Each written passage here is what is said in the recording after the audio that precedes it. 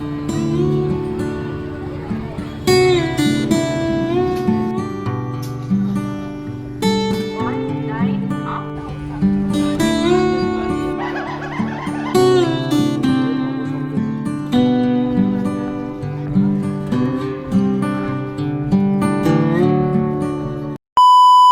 বন্ধুরা, কেমন আছো তোমরা? আশা করি তোমরা সবাই খুব ভালো আছো।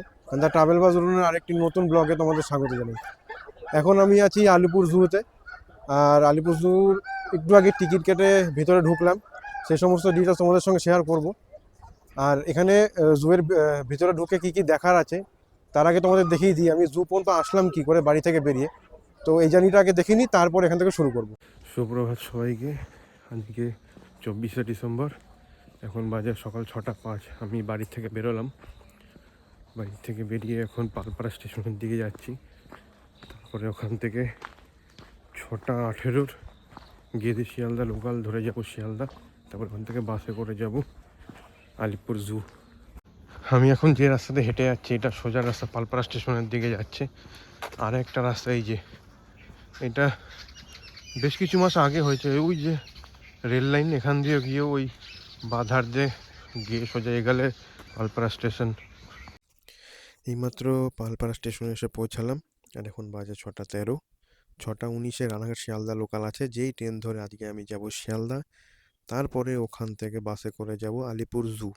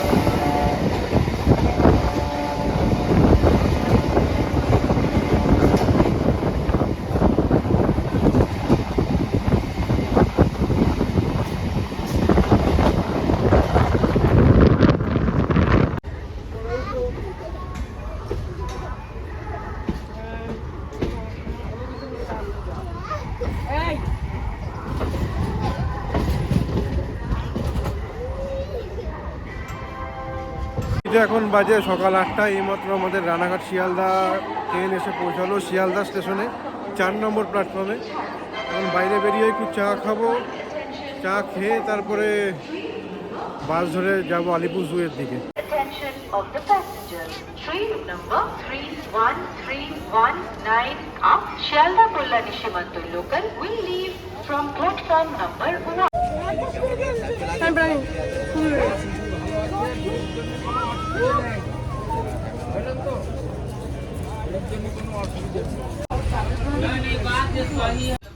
আর শিয়ালদা স্টেশনের বাইরে বেরিয়ে আমরা এই বাসে উঠলাম, বাস নম্বর 230। এটা কামারহাটি রথতলা থেকে আলিপুর জু পর্যন্ত যায়। এই বাসে উঠেছি, আমাদের 15 টাকা করে নিল এক একজনের ভাড়া। এসে পৌঁছালাম আলিপুর জু এর সামনে। আর যা ভিড় দেখছি, লাইনে দাঁড়ানো বিরাট চাপের বিষয় হয়ে যাবে। প্রচণ্ড ভিড়, অনেকে এসছে এখানে।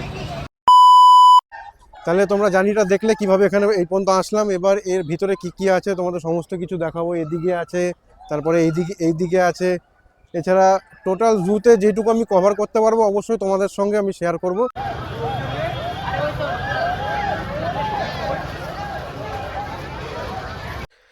আর এইমাত্র প্রবেশ করলাম জুয়ের মধ্যে। আমাদের টোটাল পড়েছে 270 টাকা।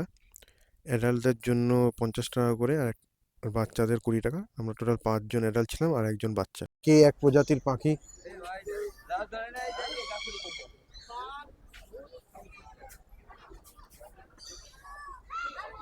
যেদিকে এগাচ্ছে এদিকে বিভিন্ন প্রজাতির বাঘ রয়েছে, বেঙ্গল টাইগার রয়েছে, অন্যান্য বাঘ রয়েছে। এখানে যাবো, যাই গিয়ে দেখি। অবশ্য এই জুতে আসলাম প্রায় আনুমানিক 15 বছর পর, অনেক চেঞ্জ হয়ে গেছে।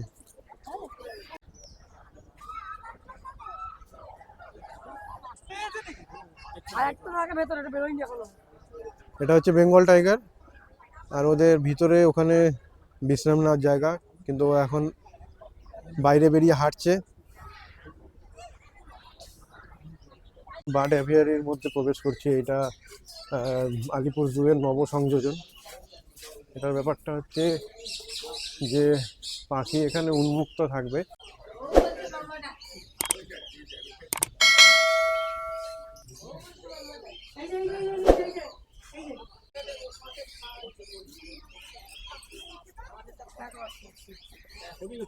আমরা যে জায়গাটার সামনে আছি এটা হচ্ছে এজরা হাউস, মানে সামনে যে বিল্ডিংটা আছে এটাকে বলে এজরা হাউস। আর ওই এই যে এজরা হাউস, আর এখানেই রাখা থাকে জিরাফ। ওই যে 1 2 আরো একটা 3টে 4টে এখানে আমি দেখতে পাচ্ছি, টোটাল 4টে আছে।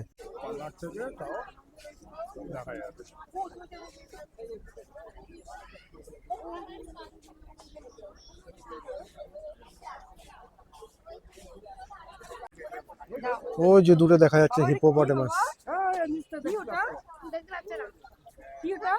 ঠিকভাবে দেখাতে পারছি না কারণ ওরা অনেক ভেতরে রয়েছে।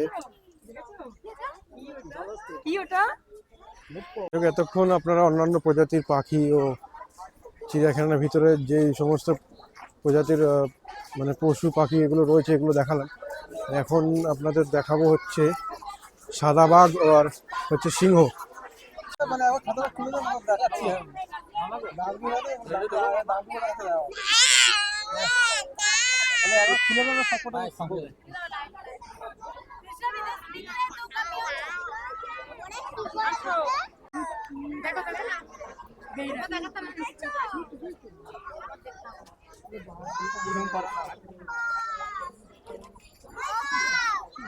এতক্ষণ ঘোরার পরে এই একটু বসলাম, একটু রেস্ট নেবো, খাওয়া দাওয়া করবো, খাওয়া দাওয়া করে তারপরে আবার বেরাবো। আরও অনেক কিছু দেখার আছে এখনো। চিড়িয়াখানা ঘুরতে ঘুরতে আমরা এখন যেই জায়গায় এসে উপস্থিত হয়েছি সেখানে বিভিন্ন ধরনের বিভিন্ন প্রজাতির সাপ রয়েছে। আমরা প্রথমে এক ধরনের সাপ দেখলাম, এখন যেই সাপটি দেখছি সেটা হচ্ছে বার্মিস পাইথন, এনক্লোজন নাম্বার 29D। এই যে সাপের ছবি দেখতে পাচ্ছেন উপরে, আর ওই যে দূরে রয়েছে সাপ। আর এটা আরেক ধরনের সাপ আছে, এটা ব্যান্ডেড ক্রেট।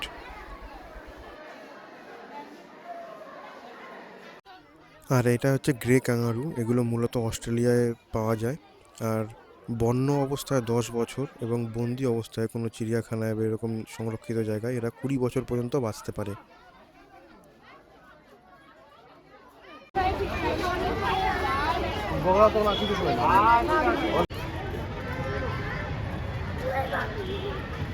বেলা বাড়ার সঙ্গে সঙ্গে পর্যটকের সংখ্যাও বেড়ে চলেছে।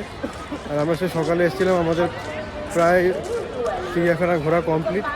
এই ভিডিও বেশি বড় হবে না কারণ বেশিরভাগ প্রাণী এখন রোদের মধ্যে শুয়ে আছে, কিছু আবার ওদের যে রেস্টের জায়গা সেখানে ঢুকে পড়েছে। আজকের মতো জার্নি, আজকের মতো ব্লগ বা চিড়িয়াখানা ভ্রমণ এখানে শেষ করছি। পরবর্তী ব্লগ নিয়ে আসছি খুব তাড়াতাড়ি, সঙ্গে থাকো। আর ভিডিওতে কমেন্ট করতে অবশ্যই ভুলো না।